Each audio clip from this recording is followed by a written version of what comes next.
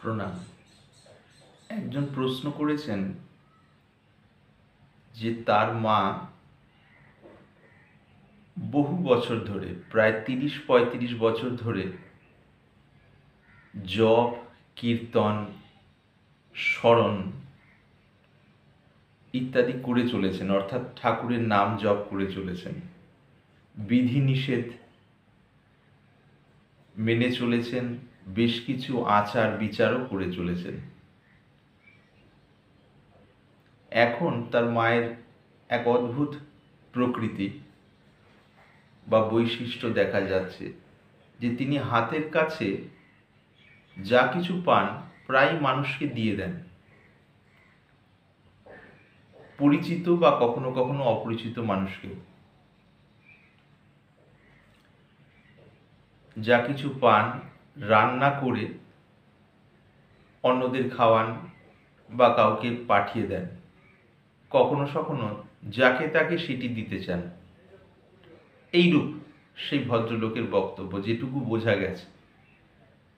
তো কখনো তাতে ছেলে অর্থাৎ সন্তান যদি বলেন, না মা তুমি এটা এখন কেন করছো, দরকার নেই, থাক, তো এতে রাগ করে বলেন যে তাহলে আমাকে বৃদ্ধাশ্রমে রেখে আয়। তো এই যে ব্যবহার বা আচরণ, এইটি নিয়ে সন্তানের ভাব যে মা তো এতদিন ধরে জপ ধ্যান বা স্মরণ মনন বা কীর্তন, বিধিনিষেধ পালন করা, আচার অনুষ্ঠান করা, এগুলো করলেন, তবুও তার মধ্যে এইরূপ কর্তাভাবের আধিক্য কেন? অর্থাৎ কর্তাভাব এত বেশি কেন, অহংভাব এত বেশি কেন?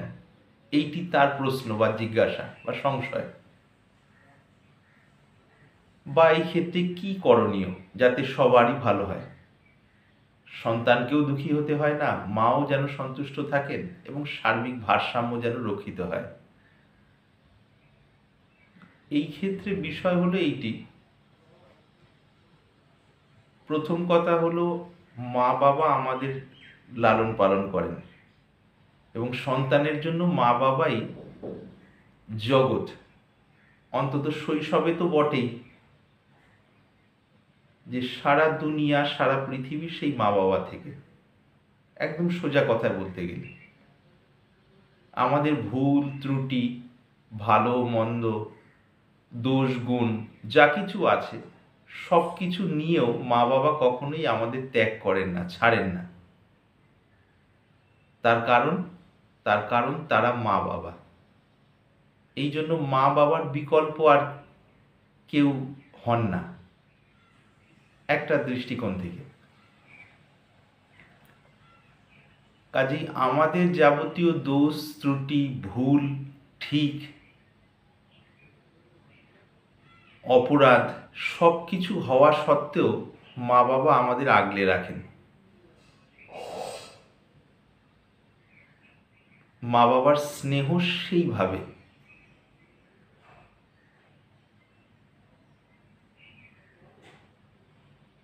খুব গুরুত্বপূর্ণ বিষয়। কাজেই মা বাবা যখন বয়সের একটি জায়গায় পৌঁছন, 60, 70, 80 বা তদূর্ধ্বে, তখন তাদের যে কোনো রকম আচরণ, শরীর বা মন দ্বারা যা হচ্ছে, সেইটি বিচার বিশ্লেষণ করার আগে বা সেইটি বিষয়ে কিছু ভাবা, বলা বা করার আগে আমাদের খেয়াল রাখতে হবে তারা আমার বা আমাদের মা বাবা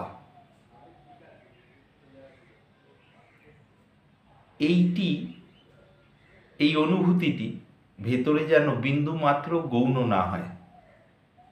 এই অনুভূতিটি যদি স্বাভাবিক থাকে, সরস সতেজ এবং স্বাভাবিক স্বতঃস্ফূর্ত থাকে, কোনো সাময়িক ঢেউয়ের দ্বারা আবৃত না হয়, তখন আমরা কি করব? তখন আমরা দেখব, আচ্ছা তাহলে মা এমন বলছেন কেন বা বাবা এমন বলছেন কেন?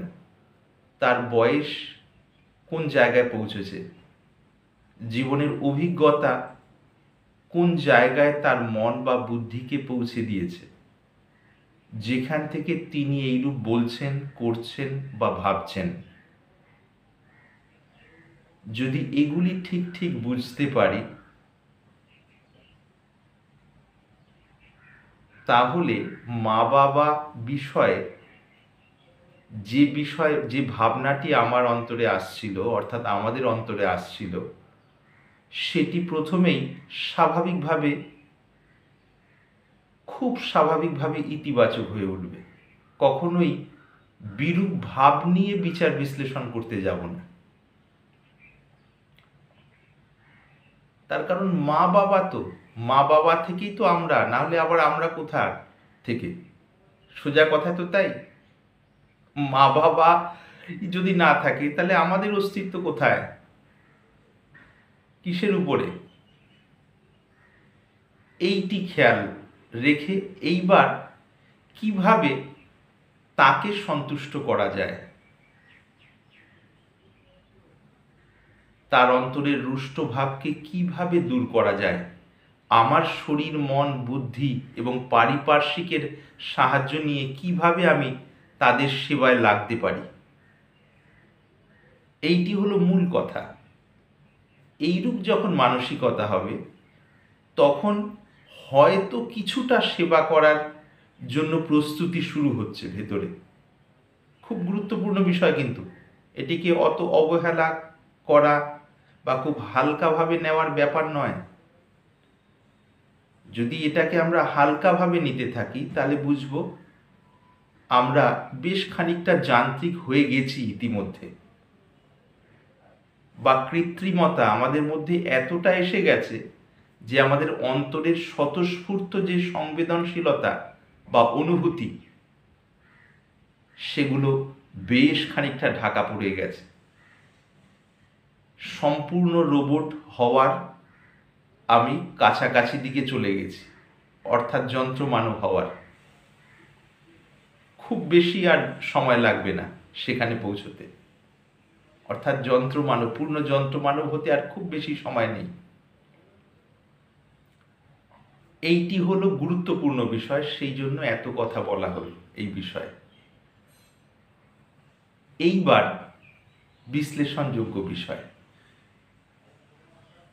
আজকে যেখানে মা বাবা রয়েছেন, কালকে সেখানে আমি থাকবো বা আমরা থাকবো, অর্থাৎ সেই বয়সে থাকবো, সেই মন, সেই শরীর, বা সেই শরীর এবং মন আমার মধ্যেও, অর্থাৎ শরীরধারী আমার মধ্যেও কত রকম বিকার, কত রকম বিকৃতি আসবে, তা আমি সাধারণভাবে এখন জানি না।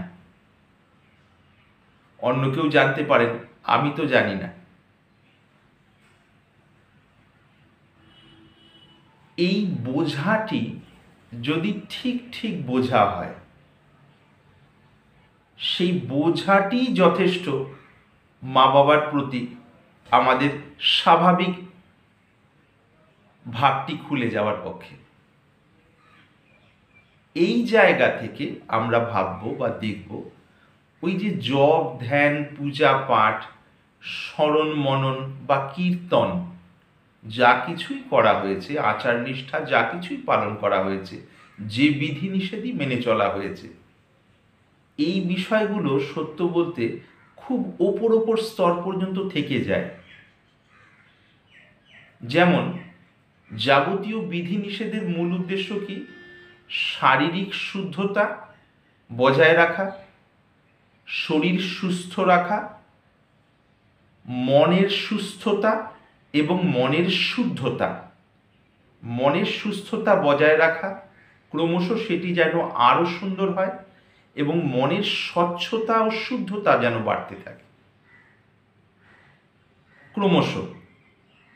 বিধিনিষেধের মূল যে উদ্দেশ্য, কম কথায় বলতে গেলে এইরূপ: শারীরিক এবং মানসিক সুস্থতা এবং ক্রমশ বর্ধমান শুদ্ধতা, পবিত্রতা এবং বৌদ্ধিক সূক্ষ্মতা।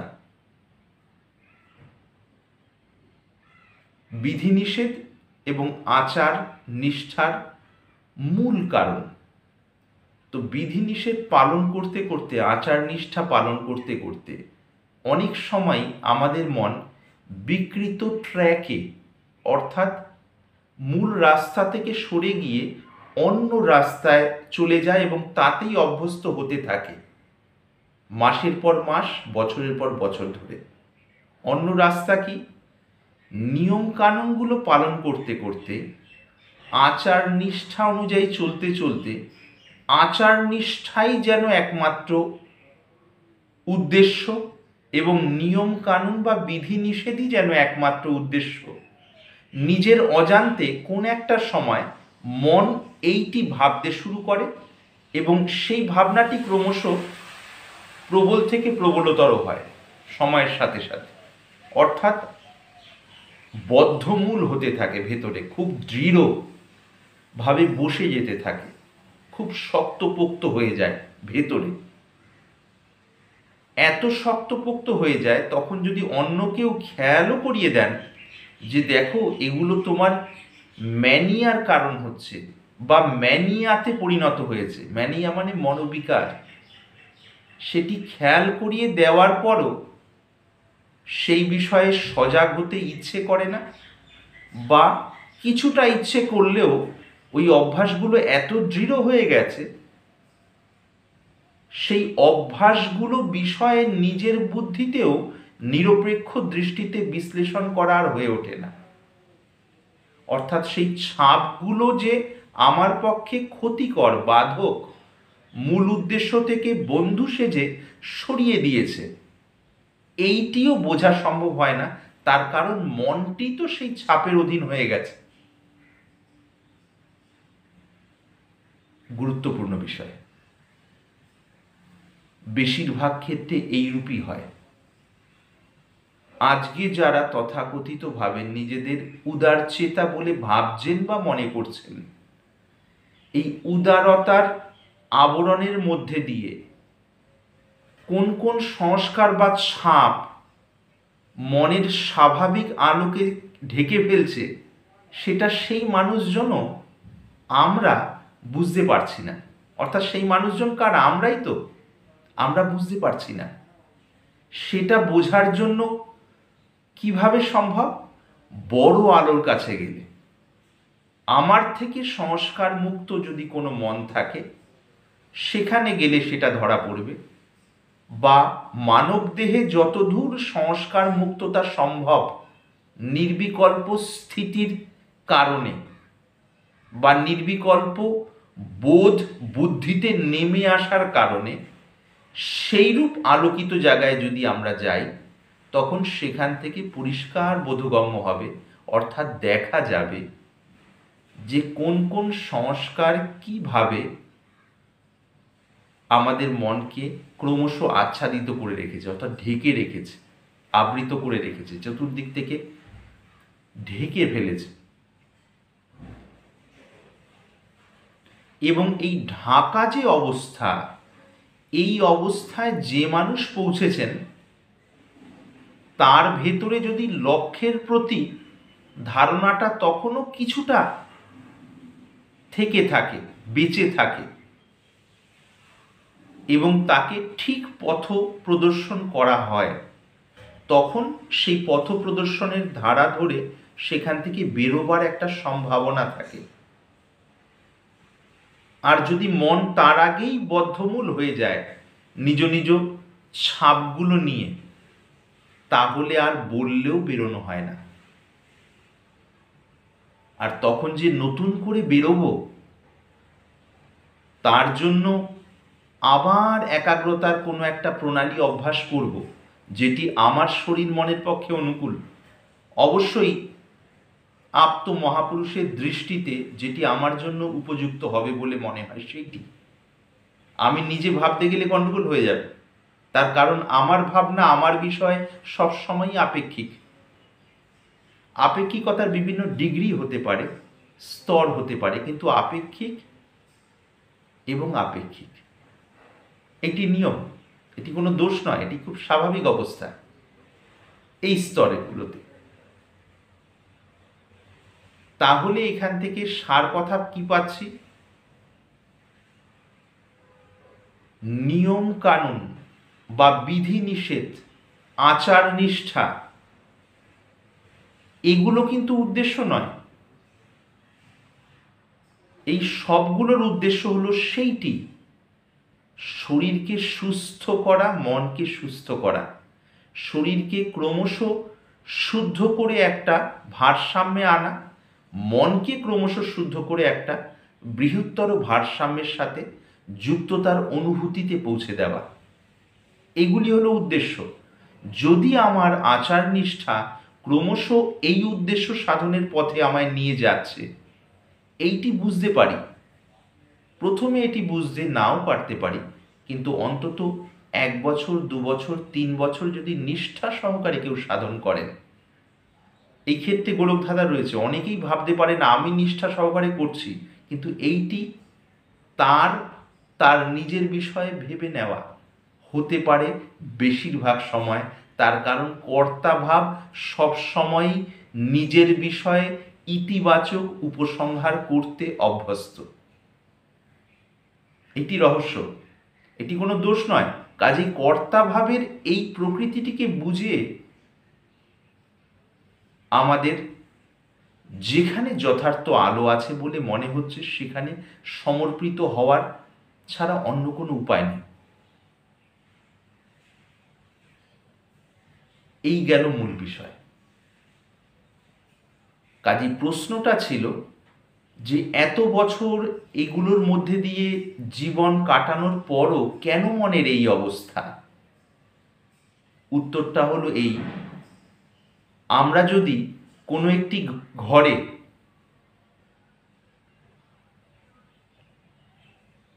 বেশ কিছু বন্দুক, কিছু রিভলভার, কিছু তলোয়ার, কিছু চাকু, কিছু তীর ধনুক, কিছু অন্যান্য শস্ত্র অর্থাৎ অস্ত্র রয়েছে, কেবল সেগুলোকে পরিষ্কার পরিচ্ছন্ন করি, ধুলো ঝাড়ি, সেই ঘরে ঝাড়ু দেই, সেই ঘরে এসে ধূপ দেখাই, এগুলো করি 20 বছর ধরে, তাহলে তো আমি তলোয়ার চালানো শিখবো না, বন্দুক ধরা শিখবো না, তীর ধনুক চালানো শিখবো না, চাকু কত রকম ভাবে ব্যবহৃত হতে পারে সেটি জানবো না। তার কারণ সেইগুলো তো করিনি। সেই ঘরে এসেছি, সেই বিষয়গুলো নাড়াচাড়া করেছি, কিন্তু অন্য মানসিকতা নিয়ে নাড়াচাড়া করেছি, অন্যভাবে সেগুলোকে ব্যবহার করেছি, সেগুলোকে রক্ষণাবেক্ষণে সাহায্য করেছি বা কাজে লেগেছি, সেটি ঠিক আছে সেই জায়গায়। ঠিক তেমনি এই আচার নিষ্ঠা এবং বিধিনিষেধ সাধারণত বেশিরভাগ ক্ষেত্রে মানুষকে ফাঁকি দেয় বিভিন্নভাবে। মানুষকে মানে মানুষের মনকে। আর সেটি যে ফাঁকি সেইটি বোঝা যায় না, এই কারণে সেইটি তার জন্য সবথেকে বড় ফাঁকি। আমরা বলেছিলাম আলাপ আলোচনায়, সেইটি বড় বাধা, যেটিকে বাধা বলেই চিনতে পারা যায় না। কাজেই উপায় এ মতাবস্থায় যথার্থ মহাপুরুষের স্মরণে যাওয়া এবং তার কাছে সমস্ত বিষয় খুলে ধরা, যদি সম্ভব হয়। ঈশ্বরের ইচ্ছা হলে স্বাভাবিকভাবে কোনো না কোনো ধারা বা উচ্চতর দিকে উত্তরণের কোনো না কোনো পথ অবশ্যই পেতে পারব। তবে এইটি অবশ্যই, যদি মা বা বাবা কারো মন এই প্রকার হয়েও যায়, যদি সেখান থেকে কোনোভাবেই বেরোনো সম্ভব হচ্ছে না দেখছি, তাহলে সন্তানকে ধৈর্য ধারণ করে সন্তানের কর্তব্য পালন করা উচিত। যদি তার মনের ভারসাম্য নষ্ট হয় এই ব্যবহার ইত্যাদি দেখে, তাহলে নিজের ভারসাম্যের স্তরকে ক্রমশ আরও উত্তরণের পথে নিয়ে যাওয়ার জন্য চেষ্টা করা উচিত। তাহলেই সার্বিকভাবে মঙ্গল সকলেরই জন্য। জয় গুরু, প্রণাম।